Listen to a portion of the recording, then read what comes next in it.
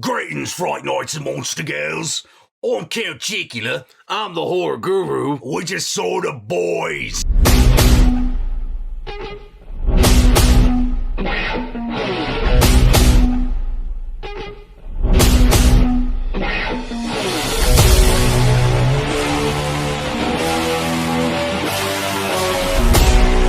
The adaptation of the Garth Ennis comic book by Eric Kripke of Supernatural fame. Yeah, and Thor's right. Thor's all right. Yeah, Right. it's pretty good. It's pretty good. Yeah, especially considering that I hate the source material. Yeah. I hate the actual comic. The comic is notorious for having a lot of problems. Not the thing with the comic is that it's Garth Ennis at his Garth Ennistest, like going to the extreme with everything, and some of that works, but a lot of it doesn't. A lot of it is just kind of like gratuity for gratuitous sake. Yeah. Imagine like how bad, if you're a comic fan, imagine how bad Frank Miller got in later years without the racism. Yeah, it kind of like, and while he was attempting a lot of social commentary in that comic, as well as commenting on like the comic book industry. Yeah, the comic book industry as a whole. Yeah. I feel like everything he was trying to do in that comic is way clearer and done way better in this. Yeah, because one of the things about the comic is that it tends to do this thing. He did another comic called The Pro that had the same problem, which was it's edgy, it's gross humor, it's very gratuitous, and I should all be okay with that, but there's no point of real human drama. Yeah, like the human element is missing. It's like all machismo. It's like, yeah, exactly. Exactly. There's a scene in this series, the Amazon series adaptation of it, where a character is like in the middle of a one of those like Alcoholics Anonymous style meetings. Yeah. And he's just snarking at everyone and making fun of them all the entire time. And then like the therapist points out, or like the leader or whatever you want to call them, that like I know people like you use the humor as like a defense mechanism to deflect or whatever. Things like that are not in the comic. Not in the comic. Those pointing out that the character is doing all this stuff as a defense mechanism and actually is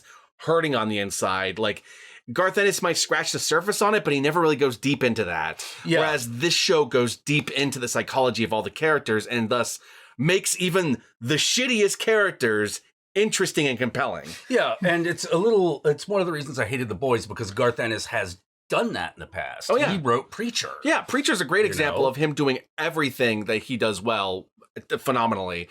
Same thing with his Hellblazer run. Like, yeah, he's really good at going to the extremes, but he's also really good at the human element. So when you see his comics that lack the human element, it feels like something's missing. Plus the run, the comic he did for the DC Universe, Hitman. That's great from start to finish. That's another one. You know, those are all fantastic. But for some reason, The Pro, The Boys, Dicks, like any of the ones where like there's no one going, dude, is this really just the story? He did another one called Goddess that had the same problem around the time he was doing his like A+ work. Yeah.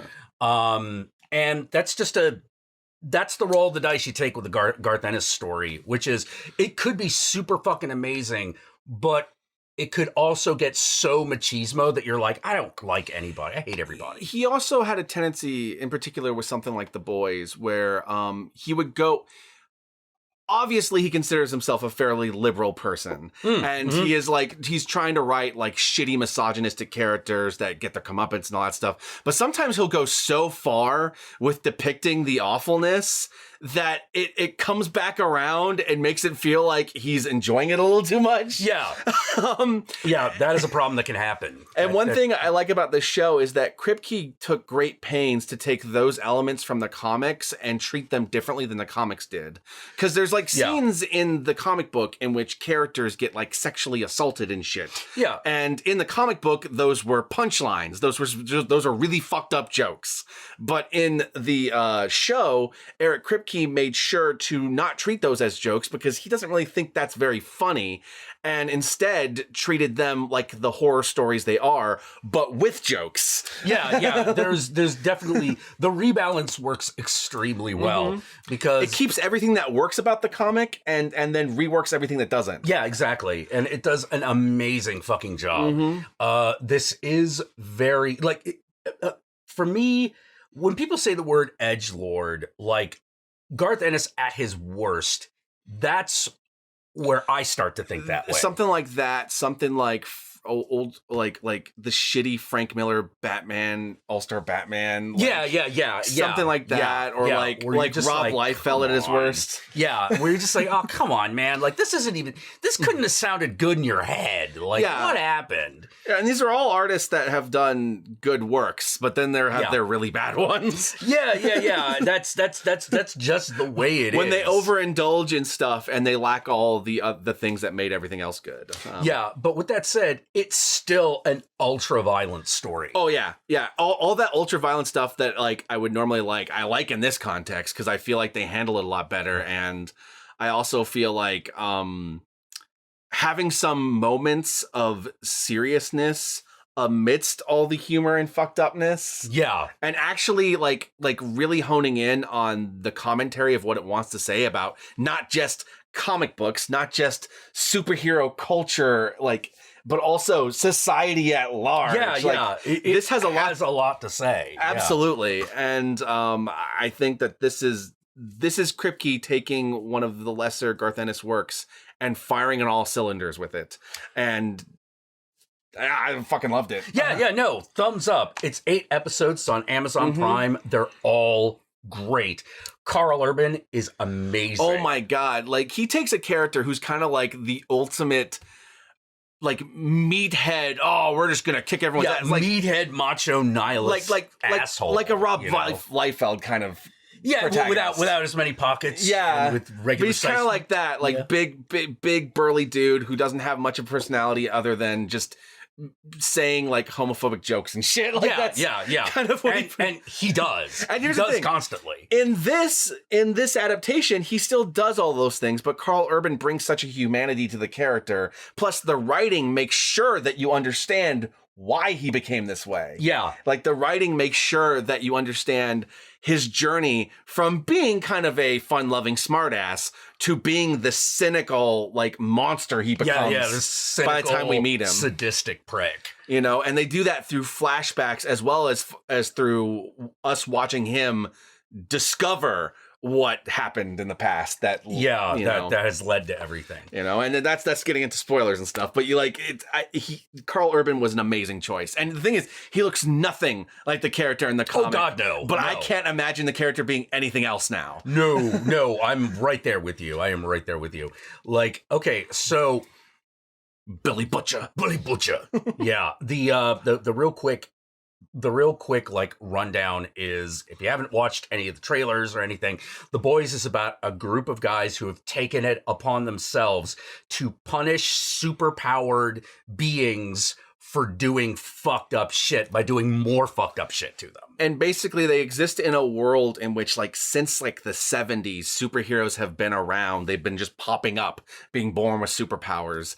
And superheroes have become a cottage industry for corporations and like for the government and shit. Yeah, well, it's gone from a cottage industry to like billions of dollars. A huge, massive mega thing, to the point where, like, there's some social commentary about like the MCU where they have like, they're not only big celebrities, but they have like movie franchises based on themselves and stuff. Yeah. And the big thing that this company is trying to get done is they're trying to get the United States government to allow the enlistment of superpowered people, because this company represents all of them. Yeah. Or the vast majority. And that's one of the things that kind of like kickstarts why they want to stop this corporation and why they want to stop the superheroes. Because if that were to happen and we're literally using superheroes to now kill each other in war, then like that's nuclear war. Right there. That's just the end of humanity at that point. Like, yeah. And then the other thing is that Captain America aside, using superheroes as soldiers is kind of antithetical to the idea of a superhero. It's superheroes are supposed to help the people in need, not go under orders, go and kill people. Yeah, not go out, conquer territory, kill people on someone's orders. That's not what they're supposed to do. No. That's the line. And the other problem with it is that it's very clear as you watch this show that not only is the government heavily corrupt, so is this corporation, and so are all the superheroes. Yes.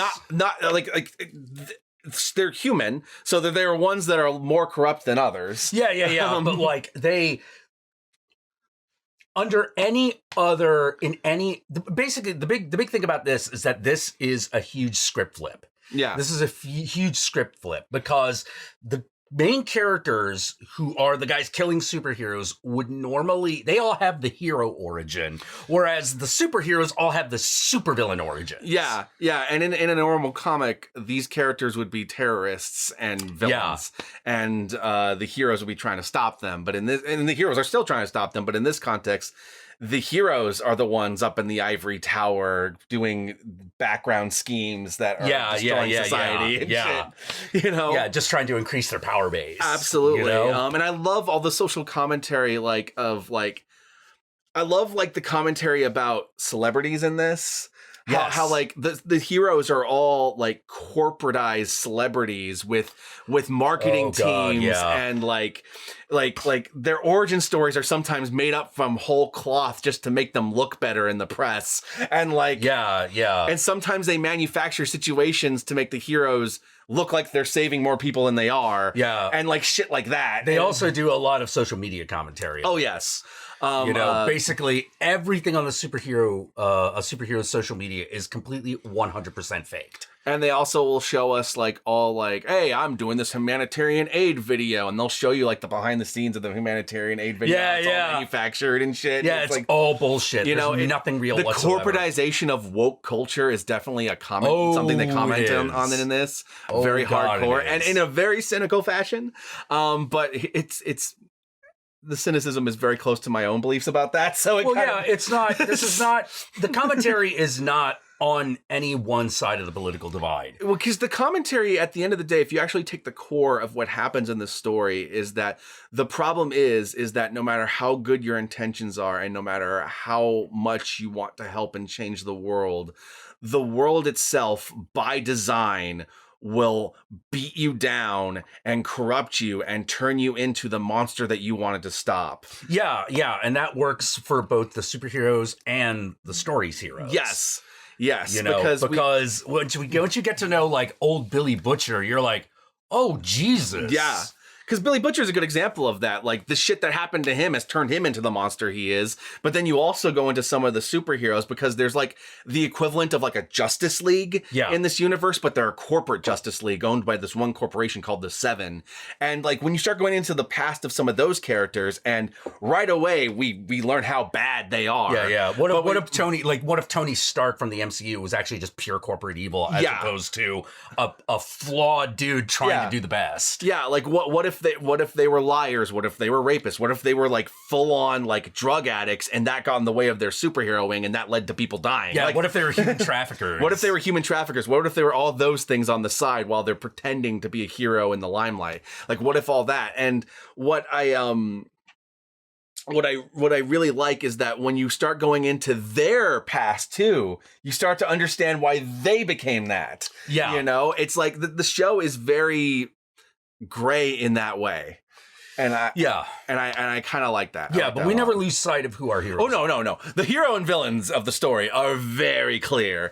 But it's amazing how you can take characters that this character raped that character, but then over the course of the 8 episodes, you start to feel bad for the rapist guy too. Yeah, because of all this shit that keeps piling on top of him. You're like, whoa, and the thing of it is, you're like, dude, you have brought all of this on yourself, but we obviously have a plan for the second season for what we're going to do with this guy. So if we're going to do that, we have to let him have it. Yeah. We have to fucking strip him down to the bone.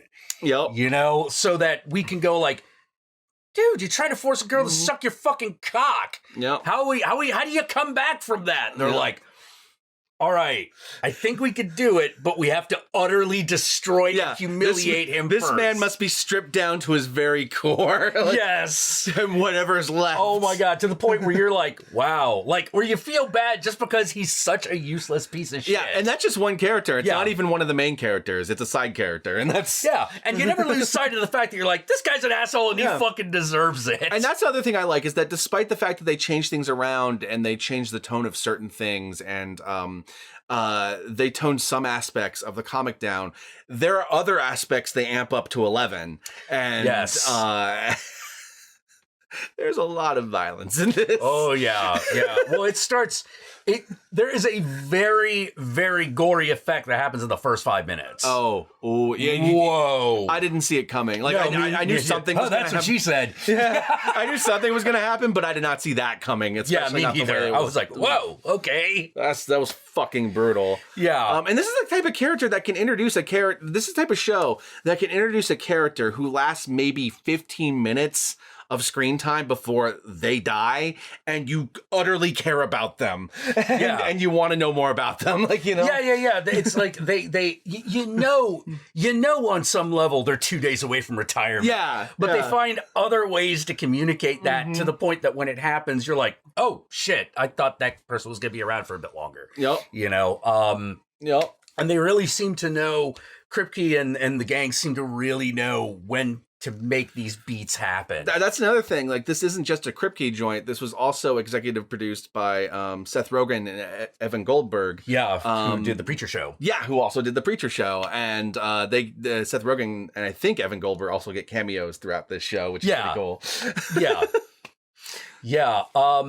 Simon Pegg is in this? Yes, because here's an interesting fact. When they originally did the comic book of The Boys, the main character, it's a comic book, so obviously it jumps between characters, but the main character from the get-go was the character Huey. Yeah. And Huey was physically designed to look like Simon Pegg, because it was made around the time when, like, Shaun of the Dead and all those Hot Fuzz were made. Exactly. Those were big movies at the time, and this was a bunch of British creators making this comic, which is why Billy Butcher is all super Brit. Yeah. And Simon Pegg was the design of the original character. But by the time they decided to do the show, they're like, oh, maybe we should get Simon Pegg. Simon Pegg's like, I'm a little too old for this. Yeah, like him out 50s now. So they cast someone else, and the guy they cast is really great because he makes you care more about this character than you ever do in the comic. He humanizes. Once again, humanizing the characters is key to why this works. Well, like in the comic, he feels like a fucking oh god, what's his fucking name? They tried to make a leading man out of him. He was in Superbad. He wasn't Jonah Hill. Like a Michael Cera. The character in The Boys is a lot feels like a character that Michael Cera would have played like 10, 12 years ago, and that kind of leads you to the problem. And so they cast this other guy, and this other guy looks nothing like Simon Pegg and looks nothing like the comic book character. But, like, once again, I can't see him any other way now. And Simon Pegg got the role of playing his dad. So Simon Pegg gets that nice little nod to the comic of having him in there as the dad, and he does a really great job, even though his American accent is only so-so. His American accent's only. There are many times where he's speaking, and I'm like, I think I heard a little Brit there, a little. Yeah. Accent's got a slip, man, but it's okay. He's still Simon Pegg, so he's still great. He's still Simon Pegg, and he's pretty good. I think one of the big standouts on this show, though, is the girl who plays Starlight. Yeah. Oh yeah. Like, she stands out hardcore next to maybe Karl Urban as like. Well, yeah, because that character is completely different, with the exception of the costume. She is an interesting perspective because you start off with our main character and his the bad thing that happens to him that leads to him joining up with Billy Butcher and going after superheroes. But then we have this other perspective we're getting, which is kind of the other half of the show.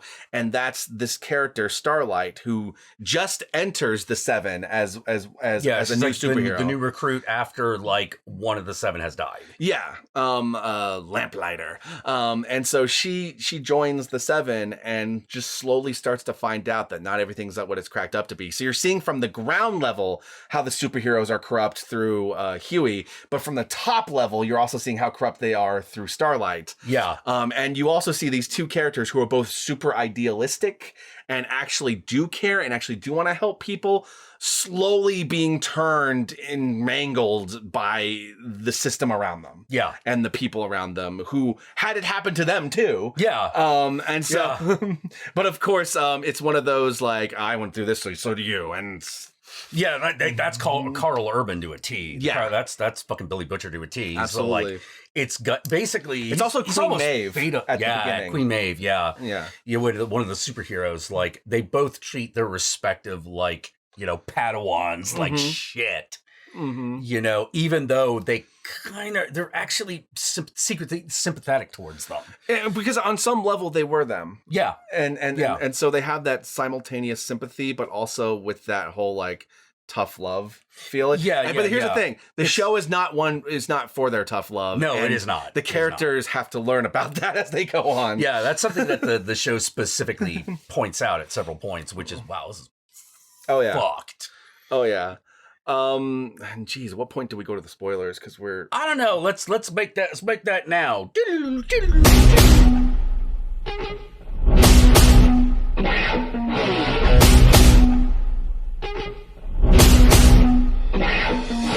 All right, spoilers.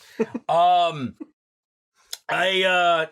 think the spoilers is a little bit more just preemptive because we're getting to that point. We're gonna start talking about actual plot points. Well, yeah, because there's like some of the best stuff in this. It's hard to talk about in vagalities. Yeah. Well, I love how they changed Starlight because in the comic, we don't really.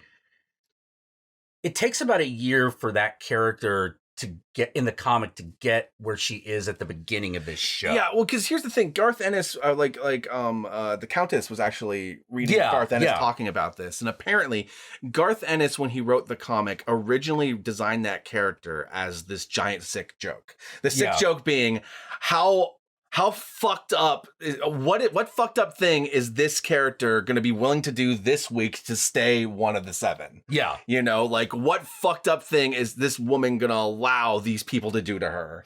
Yeah. And it's like this sick, really fucked up sense of humor.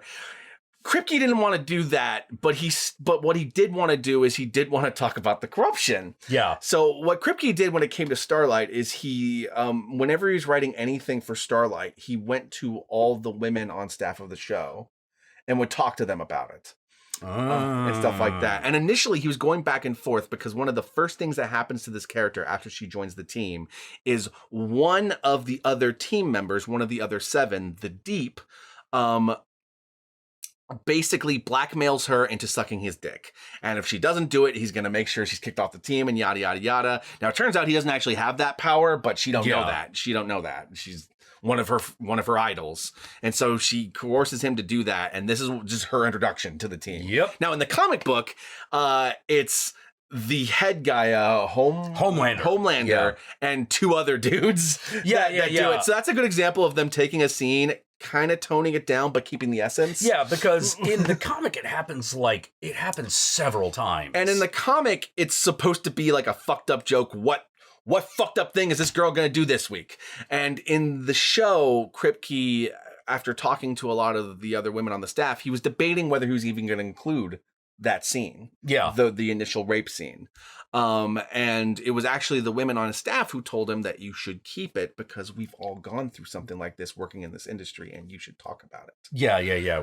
Everyone here has had something like that happen. And so his take on it was to treat it as a horror story, as a horror movie, well, like the way a horror movie would deal with it. Yeah. Not treat it with the kind of irreverent punchline way that Garth did in the original source material. And the funny thing is, Garth himself kind of regrets doing that because he didn't realize until later when he was working on the comic that, oh shit, I actually care about this character and I'm actually starting to write this character as a person and I'm forming this relationship with this character and Huey.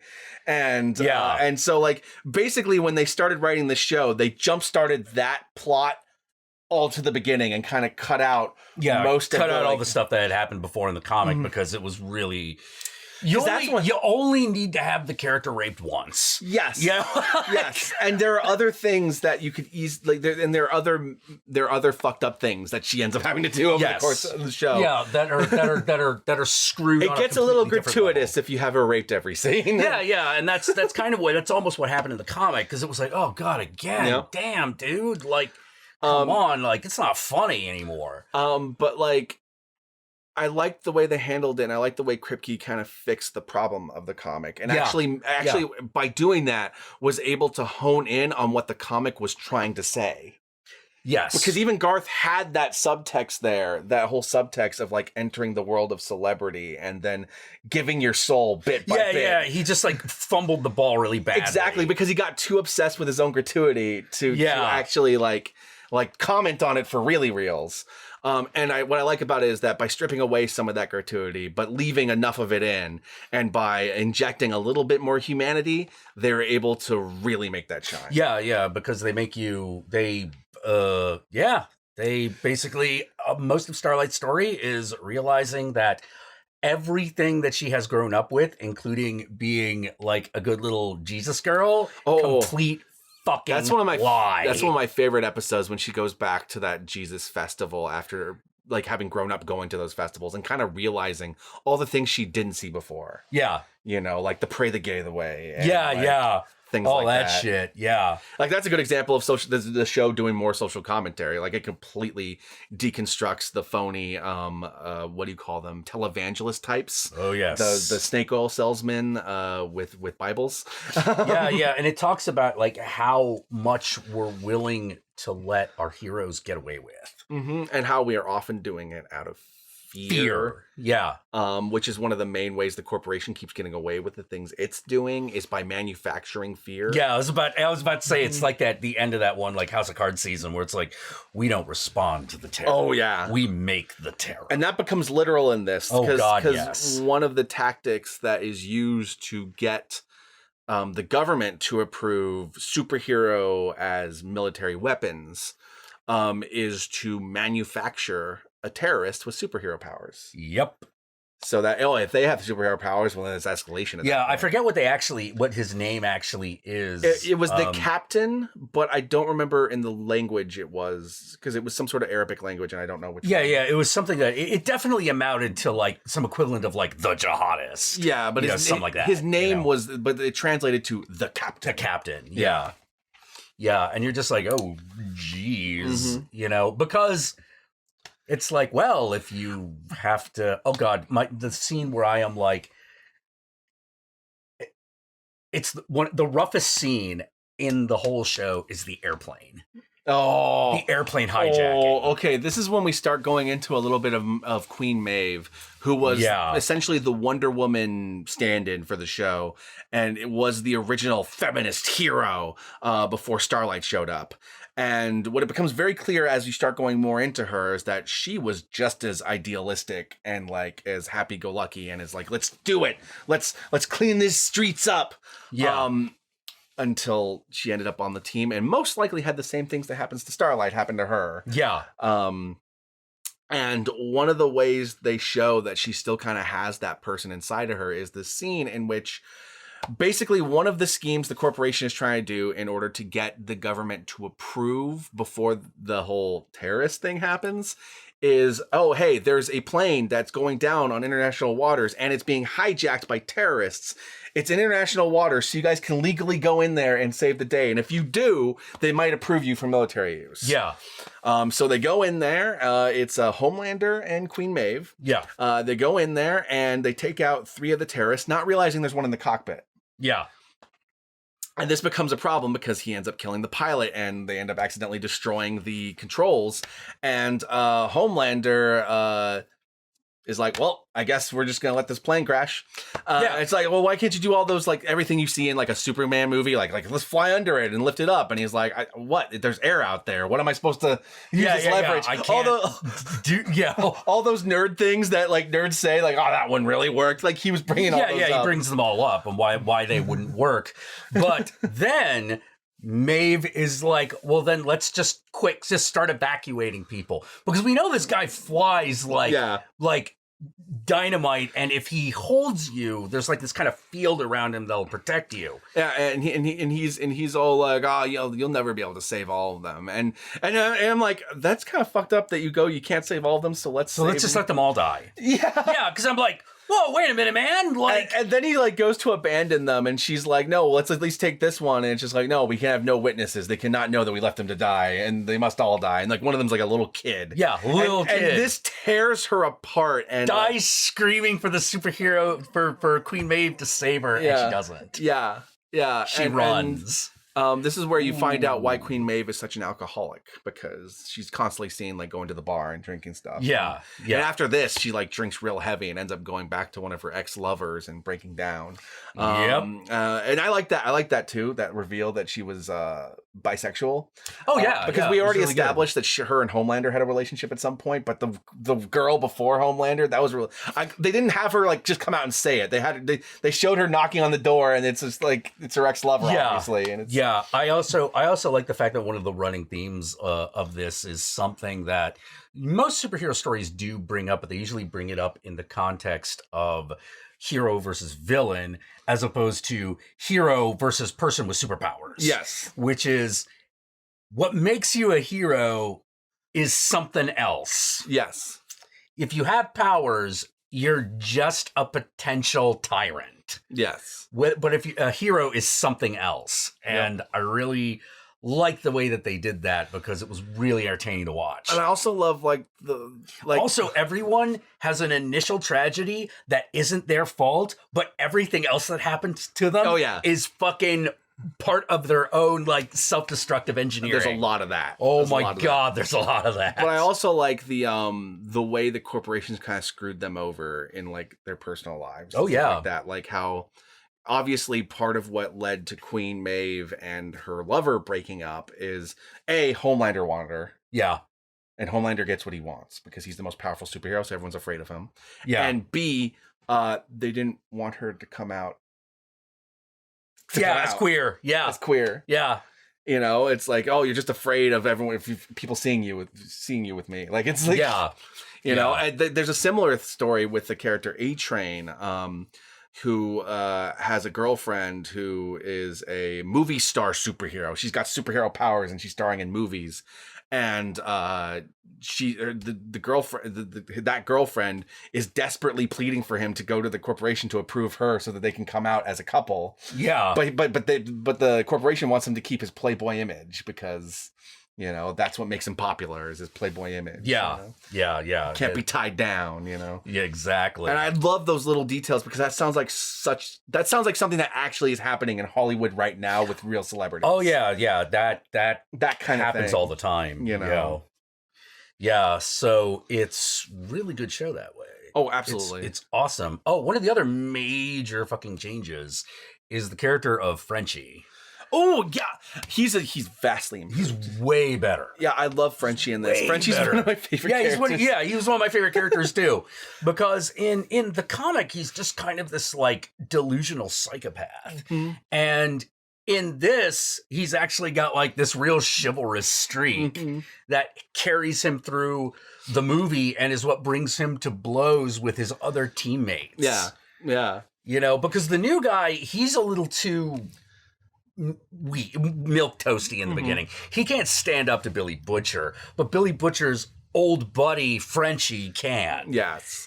I love this guy. I love this fucking like polyamorous fucking Cajun who is a little bit on the nuts side, but like loves to cook both drugs and food, you know, and is a ladies' man, but in that heart of gold sense. Ladies' man with a heart of gold. Yeah. And this becomes very important when they finally meet the final main character that joins their the only member of the boys who is not a boy. Yeah, who is known as the female. Yeah, so they eventually actually give you her name. Yeah, they tell you her name after a while, but the reason that calling her the female after a while would get much. Oh, yeah, and then like that's one of those. You start to sound like a Ferengi, the female.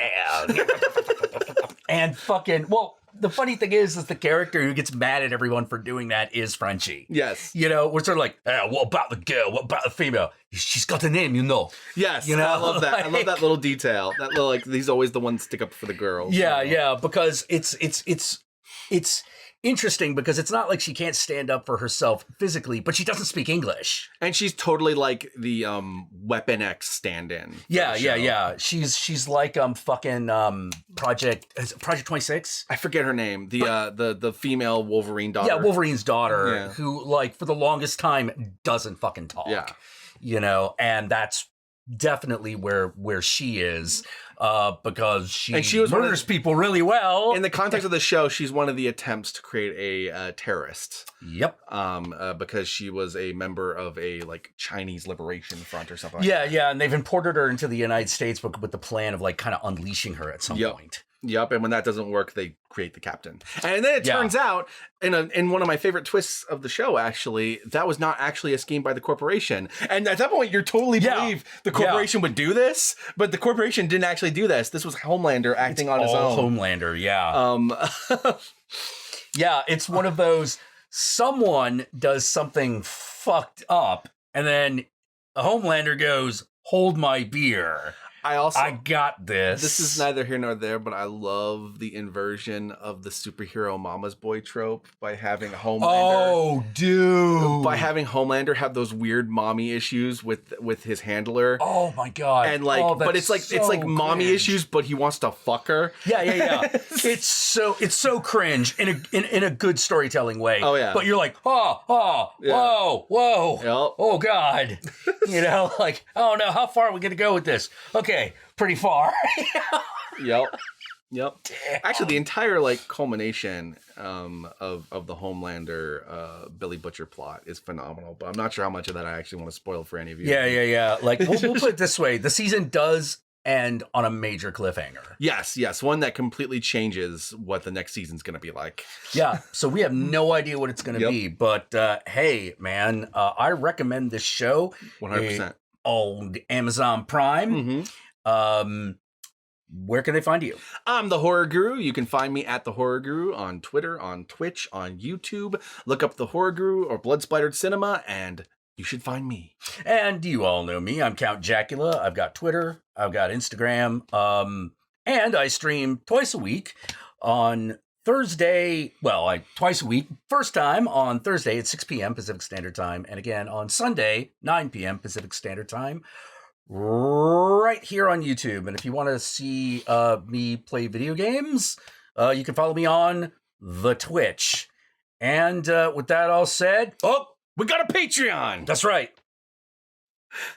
We'll appreciate anything you got. Couple of bucks, couple of just, you know, that nice, man, we'll take friendly comments. Yeah. You know, friendly comments are nitpicky. nice. But like if you want to subscribe to a Patreon, even $1 a month can go a long way. Yes, absolutely. And we will love you forever. You know, and that ain't no empty promise. Yeah. All right. So until then, Ave Satanas, Disco Inferno, and keep watching fucked up movies. And TV shows.